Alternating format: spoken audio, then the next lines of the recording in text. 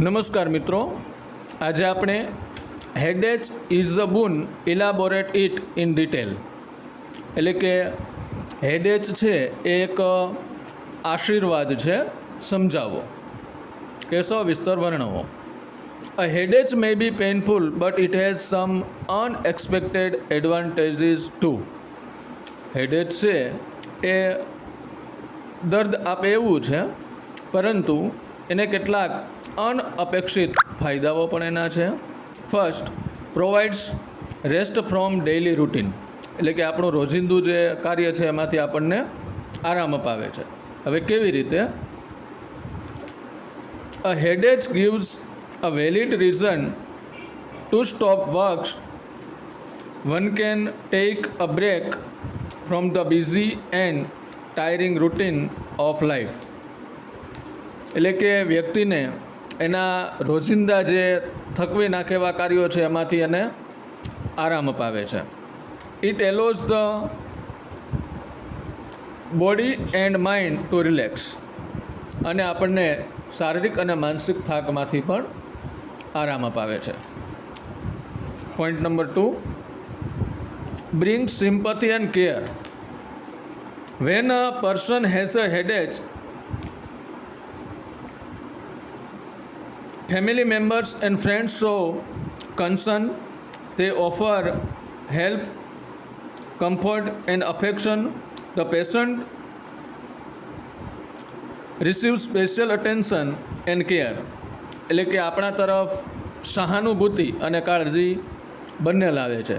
તો જ્યારે આપણને હેડેચ થાય ત્યારે આપણા ફેમિલી મેમ્બર પણ આપણને હેલ્પ કરે છે અને આપણા મિત્ર સર્કલમાંથી પણ આપણને સહાનુભૂતિ મળી રહે છે.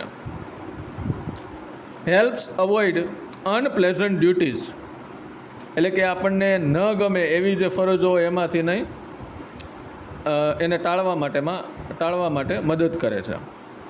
A headache can be used as an excuses avoid boring or difficult task. People may be excused from work, meetings or social obligations. thus it provides temporary relief from responsibilities.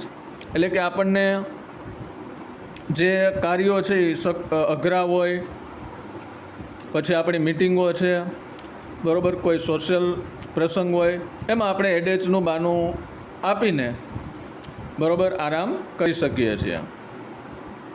Fourth, encourages self reflection. During rest, a person gets time to think quietly. It helps one reflect on life, problems and future plans. Such moments can improve mental clarity. એટલે કે જ્યારે આપણે હેડેચ થયો હોય ત્યારે આપણે નિરાંતેથી શાંતિથી વિચારી શકીએ છીએ, આપણા પ્લાન વિશે પણ વિચારી શકીએ છીએ. આ રીતે હેડેચ મદદરૂપ થાય છે. Fifth, makes us value good health. Experiencing pain reminds us of the importance of health.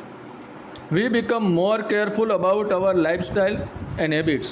It teaches us not to take good health for granted. તો કે આપણને ગુડ હેલ્થ છે એનું મૂલ્ય પણ સમજાવે છે કે જ્યારે હેડેચ થાય ત્યારે ગુડ હેલ્થ બરાબર હોય તો આપણે કેવા કામ કરી શકીએ, અને હેડેચનો પ્રોબ્લેમ હોય તો આપણને કેવી તકલીફો થાય છે. અને last but not least, creates humorous situations. The author R.K. Narayan describes headache in a light-hearted and humorous manner. The exaggerated reactions of people make the story entertaining. The lesson shows how even discomfort can be viewed humorously. એટલે કે લેખક છે એ પણ વર્ણવે છે કે જ્યારે લોકોની અતિશયોક્તિ બરાબર હેડેચ એવો બધી જગ્યાએ રીઝન આપવામાં આવે ત્યારે એ એક હ્યુમરસ થઈ જાય છે. ઘણીવાર ખોટા રીઝન તરીકે પણ હેડેચનો ઉપયોગ થાય છે. આ રીતે લેખક એને હ્યુમરસ વે રજૂ કરે છે. Thank you all.